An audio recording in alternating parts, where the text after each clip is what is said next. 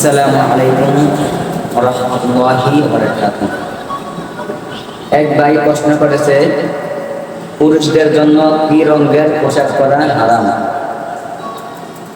আসলে এটা সকলে জানা উচিত। আমরা তো অনেক রঙের পোশাক পরে থাকি, তার মধ্যে থেকে আমাদের জন্য কোন রঙের পোশাক পরা হারাম এটা আমাদের সকলে জানা উচিত। সহিহ মুসলিম এর হাদিস, রাসূল আকরাম সাল্লাল্লাহু আলাইহি ওয়াসাল্লাম পুরুষদের জন্য হলুদ রঙের পোশাক পরা হারাম করে দিয়েছেন। সহিহ মুসলিম শরীফের হাদিসে রাসূল আকরাম সাল্লাল্লাহু আলাইহি ওয়াসাল্লাম বলেছেন যে পুরুষদের জন্য হলুদ রঙের পোশাক পরা হারাম। আর শামাইল তিরমিজি শরীফ এর হাদিস, রাসূল আকরাম সাল্লাল্লাহু আলাইহি ওয়াসাল্লাম বলেছেন পুরুষদের জন্য লাল রঙের পোশাক পরা হারাম।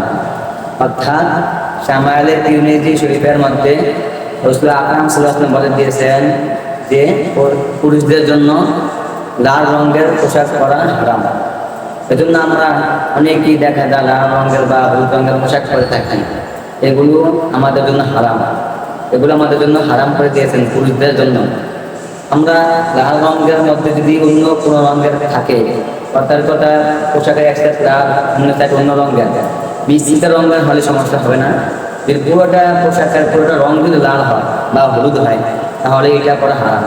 আর যদি কিছু অংশ লাল, কিছু অংশ সাদা বা কালো, অন্য যে কোনো রঙের মানে মিশ্রিত রঙের পোশাক হলে এটা হারাম হবে না।